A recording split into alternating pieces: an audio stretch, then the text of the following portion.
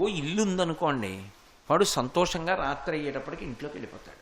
ఏ పురుగు పుట్ర కుట్టేస్తాయినని బెంగ ఉండదు. వాడు పడుకోవడానికి ఓ మంచం ఉండాలి, వాడు పడుకుంటే తిరగడానికి ఓ ఫ్యాన్ ఉండాలి, నెల అయ్యేటప్పటికి కరెంటు బిల్లు కట్టడానికి డబ్బు ఉండాలి, తను కడుపు నిండా అన్నం తిని ఒకళ్ళ దగ్గర చెయ్యి చాపవలసిన అవసరం లేకుండా బ్రతకగలగాలి. ఇలాంటివన్నీ కూడా ఉండడాన్ని సంపద అని పిలుస్తారు. ఎన్ని చెప్పాను ఇప్పటికే? దీర్ఘాయుర్దాయము, ఆరోగ్యము, కార్యసాఫల్యము, సంపద. ఈ సంపద వృద్ధి చెందుతూ ఉండాలి. ఎప్పుడు ఏదో తండ్రి గారో తాతగారో సంపాదించి ఇచ్చింది ఎంత ఉందో అంతే వీడు దాని మీద వడ్డీ తినేస్తూ బతకడం కాదు. సంపద వృద్ధి చెందుతూ ఉండాలి, లక్ష్మి వృద్ధి చెందాలి. మెట్ట వేదాంతం చెప్పకూడదు, ఎందుకండి ఇవన్నీ అనకూడదు. వృద్ధి చెందాలి సంపద. అలాగే కోరుకోవాలి, నా ఇంట లక్ష్మి వృద్ధి చెందుగాక అని కోరాలి. కాబట్టి సంపదతో పాటు వృద్ధి, సంపద వృద్ధి చెందడంతో పాటుగా స్థిరత్వము. స్థిరత్వము అంటే 6 నెలలు అన్నీ పోయి 3 నెలలు విపరీతంగా కలిసి వచ్చి అలా ఉండకూడదు. స్థిరత్వం ఉండాలి. అంటే క్రమక్రమంగా ఉండాలి ఆ పెరుగుదల. అందుకని స్థిరత్వం అడగాలి. 7వది వీర్యం అడగాలి. వీర్యము అంటే ఆ మాట జాగ్రత్తగా అర్థం చేసుకోవాలి. యుద్ధంలో అయితే అవతలవాడు తన మీదకి బాణాలు వేస్తున్నప్పుడు తాను చెక్కు చెదరకుండా నిలబడి తాను బాణములు వేసి అవతలవాడిని పడగొడితే వీర్యవంతుడు అంటారు. సామాన్యమైన ధర్మంలో ఆయన వీర్యవంతుడు, ఆయన వీర్యము కలిగిన వాడు అన్న మాటకు అర్థం ఏంటంటే, ఒక్క గురువు గారు చెప్పిన మాటకి తప్ప ప్రతి మాటకి కదిలిపోడు. గురువుగారు ఏం చెప్పారో అది శాసనం, అలాగే బతుకుతాడు. అందుకని ఆయన ఎక్కడికి వెళ్ళనివ్వండి పాడవడం. మా గురువుగారు నన్ను ఇలా బతకమన్నారు కాబట్టి ఎక్కడికి వెళ్ళండి, గురువుగారు చెప్పినట్టు బతుకుతాడు. ఆయన వల్ల 10 మంది బాగుపడతారు తప్ప ఆ ఎవరో పాడైపోయిన వాళ్లతో ఈయన కూడాడని ఈయన పాడైపోవడం ఉండదు. ఈయన అలాగే ఉంటాడు తప్ప చాలా మంచివాడే కానండి పాపం ఎవరో వాళ్ళ దగ్గరికి వెళ్ళాడు పాడైపోయాడండి అంటే ఇంకేమిటి. అలా పాడైపోకుండా ఎంతమంది పాడైపోయిన వారి మధ్యలోకి తాను వెళ్ళినా వాళ్ళని బాగు చేస్తాడు తప్ప తాను మాత్రం పాడవడం. అలా నిలబడగలిగితే వీర్యవంతుడంటారు. ఈ లక్షణం లేదనుకోండి, ఇంట్లో ఎంత పేరు ప్రఖ్యాతులు గణించినటువంటి వారు ఉన్నప్పటికీ కూడా ఆయన పేరు ప్రఖ్యాతులు కూడా నశించిపోతాయి వంశంలో పుట్టిన వాళ్ళ వల్ల. వాళ్ళ తాత ఎంత పేరు ప్రఖ్యాతులు సంపాదించాడండి, ఎంత మహానుభావుడండి, వీడి దౌర్భాగ్యుడు మనవడు పుట్టాడు అంటారు. అందుకే పెద్దవాళ్ళు పూజ చేస్తూ అడగాలి, నా వంశంలో వచ్చేటటువంటి వాళ్ళు వీర్యవంతులై ఉండాలి అని అడగాలి. అందుకే తన కుటుంబం కోసం ఈ 7 అడగాలి. తన కోసం అడిగేది ధర్మ అర్థ కామ మోక్షములు మొట్టమొదట అడగాలి. ధర్మ అంటే భగవంతుడు ఎలా బ్రతకమని చెప్పాడో అలాగే బ్రతకగలిగినటువంటి ధైర్యం నాకు కలగాలి, అది ధర్మము. అర్థము, నేను డబ్బు సంపాదించాలి కానీ ధర్మం విడిచిపెట్టిన డబ్బు కాకూడదు. నేను డబ్బు ఖర్చు పెట్టాలి కానీ అది అధర్మం కోసం మాత్రం కాకూడదు. డబ్బు సంపాదించినా డబ్బు ఖర్చు పెట్టినా అర్థంతో ముడి విడిపోకూడదు, ధర్మంతో ముడి విడిపోకూడదు, ధర్మంతో ముడిపడి ఉండాలి. అందుకని ధర్మ అర్థ కామ. కోరిక పుట్టకుండా ఎలా ఉంటుంది మనిషికి? కోరిక పుడుతుంది కానీ పుట్టినటువంటి కోరిక ధర్మబద్ధము కాకపోతే నీ తీర్చుకోను అని నిలబడగలిగిన శక్తి ఉండాలి. ఇది ధర్మచట్రంలోకి ఇముడుతుందా? నాకో చక్రకేళి అరటిపండు తినాలనిపించింది. చక్రకేళి అరటిపండు చేత్తో పట్టుకుని తొక్క విప్పి ఉమామహేశ్వర పరబ్రహ్మార్పణమస్తు అనుకుని తిన్నాను. ఏమీ తప్పులేదు. అరటిపండు తింటే తప్పెక్కడొచ్చిందండి? ధర్మం ఒప్పుకుంటుంది. ఓ చక్ర పొంగల్ తినాలనిపించింది, ఈశ్వరుడికి నైవేద్యం పెట్టి ప్రసాదంగా తిన్నాను, ఒకరికి పెట్టాను, నేను తిన్నాను. ఓ ఇల్లు కట్టుకోవాలనిపించింది, తప్పేమిటి? పెళ్లి చేసుకుందాం అనిపించింది, తప్పేమిటి? పిల్లల్ని కనాలనిపించింది, తప్పేమిటి? కడుపున పుట్టిన కూతురికి పెళ్లి చెయ్యాలనిపించింది, తప్పేమిటి? కొడుక్కి ఉపనయనం చేద్దామనిపించింది, తప్పేమిటి? నా పిల్లలు వృద్ధిలోకి రావాలనిపించింది, తప్పేమిటి? అవి ఉండవలసిన కోరికలు, అంతేకాని మెట్ట వేదాంతం అంటారు. గృహస్థాశ్రమంలో ఉండి అబ్బే పిల్లలు ఎందుకండి, అబ్బే డబ్బు ఎందుకండి, ఇల్లు ఎందుకండి అనకూడదు, తప్పది. చాలామంది తెలియక మెట్ట వేదాంతం మాటలు మాట్లాడుతుంటారు. అలా మాట్లాడకూడదని చెప్పింది శాస్త్రం. నువ్వు ఎక్కడున్నావో దానికి తగినవే అడగాలి. అలా అడగడం చేత కాకపోతే ఈ 16 నామాలు చెప్పాలి. ఇవేవి మాకు అడగడం రాదండి, అసలు ఈ క్రమం కూడా మాకు తెలియదు, ఎవరి కోసం ఎన్ని అడగాలో మాకేం తెలుసండి అంటావా? ఇవన్నీ చేత కాకపోతే కనీసం ఆ 16 నామాల శ్లోకం చెప్పాలి. అందుకని ధర్మ అర్థ కామ ఏ కోరిక తీర్చుకోవచ్చని భగవంతుడు చెప్పాడో ఆ కోరిక తీర్చుకోవడము దోషము కాదు. ఏది తీర్చుకోకూడదని ఈశ్వరుడు చెప్పాడో దాని జోలికి వెళ్ళకూడదు. సృష్టిలోనే కొన్ని పదార్థాలు ఉంటాయి, అవి పుచ్చుకోకూడదు అని ఈశ్వరుడు చెప్పాడు. ఏది పుచ్చుకోవద్దు అని ఈశ్వరుడు చెప్పాడో దాన్ని పుచ్చుకోకూడదు. ఏది చెయ్యవద్దు అని ఈశ్వరుడు చెప్పాడో దాన్ని చెయ్యకూడదు, దానికి నిగ్రహం కావాలి. ఏది చెయ్యమని చెప్పాడో అది చెయ్యడానికి నమ్మకం కావాలి. అందుకే భయభక్తులు ఉన్నాయండి ఆయనకంటారు. భయము అంటే కనీసంలో కనీసం ఏమిటంటే ఇలా చేస్తే నన్ను శిక్షిస్తారు అనుకుని భయపడితే దాన్ని భయం అంటారు. ఒరే ఇవాళ ఈశ్వరుడు వద్దన్న పని చేసేస్తున్నాను, బాగానే ఉంది, ఏదో ఓ పావు గంటో అరగంటో గంటో 2 గంటలో లేకపోతే 10 ఏళ్ళలో 25 ఏళ్ళలో సంతోషంగా ఉంటుంది. ఎక్కడో దొంగతనం చేసి పట్టుకొచ్చా 25 లక్షలు, పాపం వాళ్ళకి తెలియదు. ఓ 20 ఏళ్ళు సంతోషంగా గడిపేశా 25 లక్షలతోటి. కానీ ఎప్పుడో అప్పుడు ఈ శరీరానికి వృద్ధాప్యం వస్తుందా? ఈ శరీరంలోంచి జీవుడు విడిపోతాడా? విడిపోయిన తర్వాత భగవంతుడి దగ్గర నిలబడతాడా? నిలబడ్డ తర్వాత ఆయన అడుగుతాడా నువ్వేం చేసావురా అని? నాకు తెలీదా నువ్వు ఎక్కడి నుంచి పట్టుకొచ్చావో, తప్పు చేసావా లేదా అని అడుగుతాడు. అడిగిన తరువాత నువ్వు 25 లక్షలు పట్టుకొచ్చేసిన కారణం చేత అవతలవాడు ఎంత బాధపడ్డాడో దానికి 1,000,000 రెట్లు బాధ మనం అనుభవించవలసిందే జీవుడు. వీడు ఆ బాధ అనుభవించడానికి ఇంకో శరీరాల్లోకి ఎడతాడు. కాబట్టి వద్దు నాకు. ఇప్పుడు ఏదో ఓ పావు గంట సంతోషంగా ఉండొచ్చు, 5 నిమిషాలు సంతోషంగా ఉండొచ్చు, గంట సంతోషంగా ఉండొచ్చు, కానీ ఈశ్వరుడి దగ్గర ఇలా వేలు పెట్టి ఆయన చూపిస్తే తర్వాత పతనమైపోతాను, నాకొద్దు అని మానేస్తే భయం ఉంది. ఈశ్వరుడు ఎలా చెప్పాడో నేను అలా బతుకుతాను అని ఆయన మీద ప్రేమతో చేస్తావా, భక్తి ఉంది. మా నాన్నగారికి తెలిస్తే ఇంకేమైనా ఉందా అండి? మా నాన్నగారు మహానుభావుడు, ఎప్పుడైనా కనీసం మాటలోనైనా అలాంటివి అంగీకరిస్తారా? ఆయన జీవితంలో ఎప్పుడు అలాంటి తప్పు చేసిన వారు కాదు. అటువంటి తండ్రికి కొడుకునయ్యుండి నేను అటువంటి తప్పు చేయనా, నీ చేయను అని చేయడం మానేశాడు అనుకోండి, భక్తితో మానేశాడు తండ్రి మీద. మా నాన్నగారికి తెలిస్తే చంపేస్తారు, ఇప్పుడు కాదు 25 ఏళ్ల తర్వాత తెలిసినా సరే చంపేస్తాడు ఆయన. ఒప్పుకోడు. చంపేస్తాడంటే నిజంగా చంపేస్తాడని కాదు, మా నాన్నగారు శిక్షిస్తారు, ఒప్పుకోరు. దీన్ని భయంతో మానేశాడు. నువ్వు భయంతోనైనా మానేయి, భక్తితోనైనా మానేయి. భయము భక్తి. అందుకే చూడండి, ఏమి రావాడి విచ్చలవిడితనం, వాడికి భయభక్తులు లేవా అంటారు. వాడికి భయము లేదు, భక్తి లేదు. వాడే కాదు పాడయ్యేది, వాడు 10 మందిని పాడు చేసేస్తాడు. అందుకే ఈ భయము భక్తి అన్నవి లేవనుకోండి, వాడు వాడితో వదిలిపెట్టడు. వంశంలో వచ్చినటువంటి వాడి వల్ల ఏమైపోతుందంటే కుపుత్రేణన్ వయో నష్టం జన్మ నష్టం కుమార్యయా అన్నారు వ్యాసుల వారు. ఎంత పుణ్యం చేసిన వాళ్ళు కానివ్వండి, పరమ దౌర్భాగ్యుడైనటువంటి వాడు వంశంలో పుడితే అంతకుముందు 7 తరాల వాడు స్వర్గంలో ఉన్న వాళ్ళని కూడా లాగేసి నరకానికి పంపిస్తారు. నీ వంశంలో ఇటువంటి నీచుడు పుట్టాడు, అందుకని నిన్ను నరకానికి పంపిస్తున్నావు అంటారు. అందుకే 7 తరాలు అటు ఇటు చూసి పిల్లనిచ్చారంటారు. అందుకే వీర్యవంతులు కావాలి అని అడగాలి పిల్లలు. చెడు వైపుకి వెళ్ళని వాళ్ళు కావాలి స్వామి నా బిడ్డలు. నా బిడ్డలే కాదు, నా వంశం అలా ఉండాలని కోరాలి. తన దగ్గరికి వస్తే ధర్మ అర్థ కామ మోక్ష, వీటితో పాటు 4 భక్తి జ్ఞాన వైరాగ్య కలిపి 7. నాకు భక్తి కావాలి. ఇప్పుడే కదా మీతో చెప్పా భయభక్తుల గురించి. నాకు భక్తి ఉండాలి. ఇందులో సద్గతి అంటారు.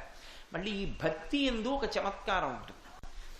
భక్తి అని నేను అన్నాను అనుకోండి, మీకు నేను తేలిగ్గా అర్థం అవడానికి ఒక మాట చెప్తాను. నా మనవడికి నేనంటే చాలా ప్రేమ. తాత తాత తాత నా వెంట పడతాడు. వాడికి అన్నీ 3 ఏళ్ళు లేవు, కానీ తాత తాత అంటాడు, నా వెంట పడతాడు. వాడే ఏం చేస్తుంటాడంటే, నేను సంధ్యావందనం చేసుకుంటున్నాను అనుకోండి, నేను ఇలా నీళ్లు చల్లుకుంటే వాడికి అదో ఆట. తాతగారు నీళ్లు చల్లుకుంటున్నారని వాడు అందులో పాత్రలో నీళ్లలో చెయ్యెట్టుకుని చల్లుకుంటాడు. నేను అర్ఘ్యం ఇచ్చాననుకోండి, వాడు నీళ్లలో చెయ్యెట్టు ఆడతాడు. ఎందుకని? తాతగారే కదా మన తాతగారు. తాతగారు ఏం చేస్తున్నారో వాడికి తెలియదు. తాతగారి మీద ప్రేమ, తాతగారి దగ్గర కూర్చోవచ్చు. అందుకని తాతగారు ఏం చేస్తున్నారో దాన్ని వాడు ఆట కింద తీసుకుని చేసుకుంటాడు. వాడికి పద్ధతి తెలియదు. తాతగారి మీద ప్రేమ ఉంది కానీ వాడికి ఏం చేయాలో తెలియదు. తాతగారి మీద అతి ప్రేమ. అందుకని ఏం చేస్తాడు, వచ్చి నా దగ్గర నిలబడి మాట్లాడుతూ కాలు పెట్టి ఇలా తంతుంటాడు. అది ఎవరైనా నా యందు ప్రీతి కలిగిన వాళ్ళు చూశారనుకోండి, ఏమయ్యా ఆయన్ని మేమందరం గౌరవిస్తాం, ఆయనకి మనవడిగా పుట్టావు, తప్పు కదూ, తాతగారిని తన్నచ్చా, ఇటే అలా తంతూ మాట్లాడతావు అని గబుక్కుని పక్కకి తీసుకెళ్ళిపోతారు. వాళ్ళది ప్రీతి, వాడిది శత్రుత్వం కాదు, ప్రీతే. బాగా గుర్తుపెట్టుకోండి, వాళ్ళది ప్రీతే, వీడిది ప్రీతే. కానీ వాళ్ళది తెలిసున్న ప్రవర్తన, వీడిది తెలియని ప్రవర్తన. భక్తి యందు కూడా అలాగే ఉంటుంది. భక్తి అంటే ప్రేమ. అది తప్పు కాదు. మొదట్లో అది తప్పు అని సిద్ధాంతం చేయకూడదు. భగవంతుని యందు ప్రేమ ఉంది కానీ ఎలా పూజ చేయాలో తెలియదు. వాడి ఇష్టం వచ్చినట్టు చేస్తాడు. శాస్త్రం పక్కన పెట్టేస్తాడు. శాస్త్రం గాలికి పోయింది. వీడికి ఏది నచ్చితే అదే పూజ. అది ఎక్కడ ఉండాలి మొదట్లో. కానీ పెద్ద అయిన తర్వాత కూడా నా కొడుకు 30 ఏళ్ళు వచ్చి నా దగ్గర నించుని కాలుతో తంతు నించున్నాడు అనుకోండి, నా యందు ప్రీతి కలిగిన వాళ్ళు వచ్చి చూసి, తప్పు బావ అలా నాన్నగారిని తన్నకూడదని జాగ్రత్తగా చేపట్టుకు బయటికి తీసుకెళ్తారా? నేను లోపలికి వెళ్ళిన తర్వాత బయటికి పిడిచి ఈడ్చి గోప మీద కొడతారు. బుద్ధుందా నీకు? ఎటువంటి వాడు నీ తండ్రి? కాలుతో తంతు మాట్లాడతావా? ఆయన చెప్పకపోవచ్చు, ఆయనకి మేము బిడ్డల్లాంటి వాళ్ళం, శిష్యులం, ఒళ్ళు దగ్గర పెట్టుకో ఎప్పుడు అలా తన్నకు తండ్రిని అని చెప్తారు. ఎందుకని?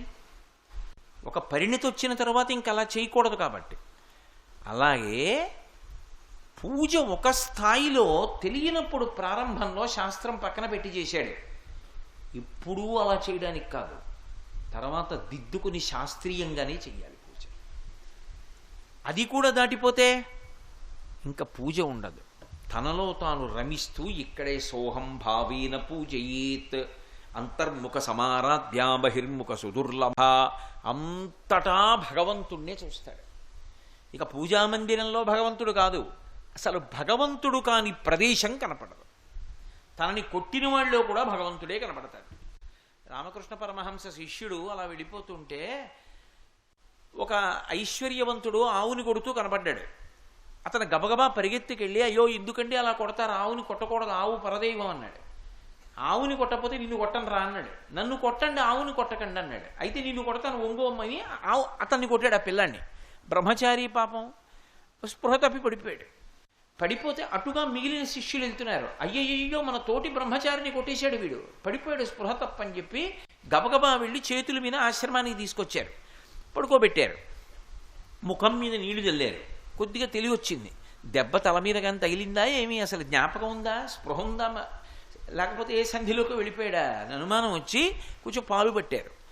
పట్టి మేమెవరం అన్నారు.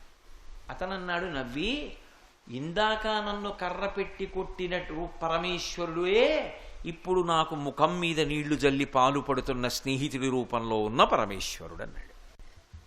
అంటే కొట్టినవాడు ఈశ్వరుడు, పెట్టినవాడు ఈశ్వరుడు తప్ప పరమేశ్వరుడు కానిది ఉందా? ఉండదు. అంతటా ఈశ్వరుణ్ణే చూస్తాడు. ఓసారి వివేకానందుడు రామకృష్ణ పరమహంస దగ్గరికి వెళ్ళి మాట అడిగాడు. ఏమండి వాడికి దేవుడున్నాడు దేవుడున్నాడని ఎంత చెప్పినా వాడు వింటలేదు, దేవుడు లేడంటున్నాడు, మూర్ఖుడు, వాడిలో కూడా నారాయణుడు ఉంటాడా అన్నాడు. అంటే ఆయన అన్నారు, లేడనకు, వాడిలోనూ ఉన్నాడు, అప్పుడు వాడిలో ఉన్నవాడు మూర్ఖనారాయణుడు అన్నారు తప్ప లేడనకు, ఉన్నాడు ఈశ్వరుడు. అది పెద్దల యొక్క లక్షణం. ఆ జ్ఞానం వచ్చిన తరువాత ఇక పూజామందిరంతో సంబంధం ఉండదు. అంతటా అంతర్బహిశ్చ తత్సర్వం వ్యాప్య నారాయణ స్థిత, అంతటా భగవంతుణ్ణే చూస్తారు. ఇక భగవంతుడు అంటే గుళ్ళో ఉంటాడు, భగవంతుడు అంటే ఏదో పూజామందిరంలో ఉంటాడు కాదు. అసలు భగవంతుడు కానిది వాళ్ళకి కనపడదు. హరిమయము విశ్వమంతయు హరి విశ్వమయుండు, హరిమయము కాని ద్రవ్యము పరమాణువు లేదు వంశపావన వింటే అంటాడు శుకబ్రహ్మ మహాజ్ఞాని కనుక భాగవతంలో పరీక్షణ్ మహారాజుతో. అందుకే విష్ణు సహస్రనామం మొదలెడితే మొట్టమొదటి పేరు ఏమిటి విష్ణువుకి? విశ్వం. అది కదూ మొదటి పేరు. విశ్వం విష్ణుర్వషట్కారో భూత భవ్య భవత్ ప్రభు అని కదా మొదలు పెడుతున్నాం. విశ్వం అంటే ఈ సమస్తమైనటువంటి జగత్తు విశ్వం. ఈ విశ్వమంతా ఏమిటి? విష్ణువు. మనకి కనపడదు, కానీ జ్ఞానికి కనపడుతుంది. భగవంతుడుగానే కనపడతాడు మీకు. అందుకే ఒక చమత్కారం ఉంది. అభిషేకం చేసేటప్పుడు శివలింగానికి అభిషేకం చేస్తారు. అభిషేకం చేసేటప్పుడు మంత్రంగా చూస్తే ఒక ఫలితం, అది పండితే జ్ఞానం. మీరు మామూలుగా చదువుతున్నప్పుడు అంత బాగా దాని గురించి తెలియకపోతే, అర్థాలు తెలియకపోతే తెలియదు. కానీ అభిషేకం చేసేటప్పుడు నమచ్చోరాయ చ శిష్ప్యాయ చ భీమ్యాయ చ శకత్యాయ చ ప్రమాహ్యాయ చ అంటూ అభిషేకం చేస్తారు. నమచ్చోరాయ చ అంటే ఏమిటి అర్థం? చోరుడు అంటే దొంగ. ఓ దొంగ నీకో నమస్కారం. నమ చోరాయ చ, నమ అంటే నమస్కారం. చోరాయ చ అంటే కూడా అని సంస్కృతంలో. చోరాయ చ దొంగగా కూడా ఉండేవాడా నీకో నమస్కారం అని అభిషేకం చేస్తున్నారు. నేనేం అబద్ధం అంటలా, మీ అందరు చేసే అభిషేకం అదే, నేను చేసే అభిషేకం అదే. మరి ఈవిడ దొంగ ఏమిటి? ఈశ్వరుడు. దొంగ అంటే బాగా జ్ఞాపకం పెట్టుకోండి, మనకి తెలియకుండా చేస్తే దొంగ అంటారు. మనకి ఎవరన్నా దొంగతనం తెలియకుండా చేశాడు అనుకోండి, అమ్మ దొంగ అంటారు. అది పట్టుకుపోవడమే కాదు, ఇచ్చినా కూడా. నాకు చెప్పకుండా నా పుట్టినరోజుకి ఏదో తెల్లారితే నా పుట్టినరోజు అనుకోండి, ఏమీ తెలియదానిలా నా పక్కనే కూర్చుని నా పక్కనే తిరిగి నా పుట్టినరోజు తెల్లవారుదామున నేను తలస్నానం చేసి వచ్చి ఏదో బొట్టు పెట్టుకుని పూజామందిరంలోకి వెడుతుంటే ఏది చేసాపండి అని నాకు కొత్త వాచి పెట్టింది అనుకోండి మా ఆవిడ, నేనేమంటాను? ఇదేమిటే ఎప్పుడు కొన్నావే ఈ వాచి, డబ్బు ఎక్కడదే నీకంటాను. ఏదో మీరు అప్పుడప్పుడు ఇచ్చిన డబ్బులన్నీ పోపులు పెట్టిలో దాచి, దానికి ఆ పోపులు పెట్టి అవసరం లేదు, ఉద్యోగం చేస్తుంది అనుకోండి, అది వేరే విషయం. ఏదో కొన్నాను అందనుకోండి, అమ్మ దొంగ అంటారు. అంటే నాకు తెలియకుండా ఇంత ప్రేమతో వాచి కొంత ఇచ్చావా అని. ఇచ్చినా దొంగ అంటాం, పట్టుకుపోయినా దొంగ అన్నాం కాదు. దొంగగా ఉన్నవాడు శివుడు. అది పండిందనుకోండి జ్ఞానంలో, అప్పుడు తెలుస్తుంది అసలు జ్ఞానం అంటే ఏమిటో. మీకు నేను ఉదాహరణ చెప్పాలంటే, భగవాన్ రమణుల ఆశ్రమానికి దొంగలు వచ్చారు. దొంగలు వచ్చి తలుపు కొట్టారు. తలుపు కొడితే ఆయన కిటికీలోంచి చూశారు దొంగలు. ఎవరు మీరన్నారు? మేము దొంగలం అన్నారు. నమచ్చోరాయ చ, అరుణాచలేశ్వరుడు దొంగల రూపంలో వచ్చాడు అని ఆయన తలుపు తీసి నమస్కారం పెట్టారు. స్వాగతం రండి. వాళ్ళు అన్నారు, బుద్ధి ఉందా లేదా నీకు? మేము దొంగలం అంటే తలుపు తీస్తామేంటి? తలుపు వేసుకుని అరువు, మేము తలుపులు పగలగొట్టుకుని వస్తాం, లేకపోతే మేము మా వృత్తికి తృప్తి ఉండదు మాకు, అలా నువ్వు పిలిస్తే వస్తే అన్నారు. ఆయన అన్నారు, ఎందుకు? నాకు మీరు పరమేశ్వర స్వరూపం. నమచ్చోరాయ చ, అరుణాచలేశ్వరుడు మీ రూపంలో వచ్చాడు, రండి, మీకేం కావాలో తీసుకెళ్ళండి. నీకు బుద్ధి ఉందా లేదా? అదేమిటి అలా పట్టుకెళ్ళడానికి మేము ఏమైనా విరాళం కోసం వచ్చామా? మేము అలా రాము, తలుపు వేసేసుకో, మీ ఇష్టం, మీకు ఎలా తృప్తి అయితే అలా తలుపు వేసేసుకోండి. వాళ్ళు దొంగ దొంగ అని అరవమన్నారు. ఆయన అన్నారు, నేను అరవను, నాకు మీరంటే మహాభక్తి, నమస్కారం చేస్తూ నిలబడతాను, మీరు ఏం చేస్తే చేసుకోండి, మీ తృప్తిని బట్టి మీరు చేసుకోండి అన్నారు. ఆయన వాళ్ళల్లో పరమేశ్వరుణ్ణి చూస్తూ నించున్నారు. వాళ్ళు ఆ ఉన్న తలుపు పగలగొట్టుకు లోపలికి వచ్చారు. ఏముంటుంది అందులో? మట్టి పిడత ఉందంతే. లోపలికి వచ్చారు. లోపలికి వచ్చిన తర్వాత ఆయన అలా నిలబడ్డారు నమస్కారం చేస్తూ. నిలబడితే, నీకు బుద్ధి ఉందా లేదా? మేము దొంగలం కదా, నువ్వు పారిపోవాలి కదా అన్నారు. ఎందుకు? మీరు పరమేశ్వరుడు కదా, పారిపోవడం ఎందుకు? నమస్కారం పెడతానంటారు ఆయన. అంటే నీకు బుద్ధి లేదని వాళ్ళు ఏం చేశారంటే, పెద్ద దుడ్డు కర్ర తీసుకుని ఆయన తొడల మీద కొట్టారు గట్టిగా. కొట్టే ఇంతంత తట్లు తేరిపోయి పోతావా పోవా అన్నారు. నీకు నేను వెళ్ళిపోతే సంతోషం అయితే స్వామి ఇప్పుడే బయలుదేరుతున్నాను, ఈశ్వరా సెలవు అని నమస్కారం పెట్టి వెళ్ళి అక్కడ కూర్చున్నారు అరువు మీద. ఆయన అంతేవాసులు వచ్చి పక్కన కూర్చుని అన్నారు, అయ్యయ్యయ్యో భగవన్. ఆయన గోచి పెట్టుకునేవారు అంతే. తొడలు ఇంతంత తట్లు తేరిపోయాయి, మాకు ఒక్క అవకాశం ఇవ్వండి, అనండి, తలలు పగలగొట్టేస్తాం ఆ దొంగలదన్నారు. ఆయన అన్నారు, నేను అన్నం తింటున్నప్పుడు నా పళ్ళ మధ్యలో నాలిక పడింది అనుకోండి, అంత సున్నితమైన నాలుకని కొరికేశారు దిక్కుమాలిన పళ్ళలారా అని పళ్ళు పీకేస్తానా? ఆ పళ్ళు కఠినంగా ఉంటాయని తెలియదే వెళ్ళి వాటి మధ్యలో ఎందుకు దూరేవని నాలుకని కొడతానా? రెండూ చేయను అని ఓర్చుకుని ఊరుకుంటాను. ఎందుకని? పళ్ళు నావే, నాలిక నాదే. ఇలా ఓదార్పు మాటలు మాట్లాడుతున్న మీరు అరుణాచలేశ్వరుడే, దొంగ అరుణాచలేశ్వరుడే, నాకు ఈశ్వరుడు కాని వాళ్ళు ఎవరూ కనపట్టలేదన్నారు. అది జ్ఞానంటే. జ్ఞానులందరూ ఒక్క స్థాయిలోనే ఉంటారు. అందులో పెద్ద స్థాయి చిన్న స్థాయి ఉండవు ఇంకా. అందుకే మహానుభావుడి యొక్క లీలలు అలా ఉంటాయి. కాబట్టి జ్ఞానికి ఇక పూజామందిరంతో సంబంధం ఉండదు. అంతటా ఈశ్వరుడు కనపడుతూ ఉంటాడు. అలా అంతటా ఈశ్వరుడు కనబడగలిగినటువంటి స్థితికి ఎదిగిపోయాడు అనుకోండి, అప్పుడు ఆయన అద్భుతమైనటువంటి స్థాయికి వెళ్ళిపోయాడు అంటారు. దాన్ని సద్గతి అంటారు. సద్గతి అంటే గతి అంటే నడక. సత్ అంటే పరమేశ్వరుడు. ఎటువైపు నడవాలో అటువైపు నడవాలి. ఆ నడకకి ముందు ప్రారంభం ఎక్కడ అంటే ఏది మంచి ఏది చెడు తెలియాలి. ఇది చెడు అటు వెళ్లకుండా నిభాయించుకోగలిగిన శక్తి ఉండాలి. ఇది చెడు అని తెలిసిన వాళ్ళు చాలామంది ఉంటారు. తప్పు చేసే వాళ్ళందరూ ఇది తప్పని తెలియక చేస్తున్నారని మీరు అనుకోకండి. వాళ్ళకి అది తప్పని తెలుసు.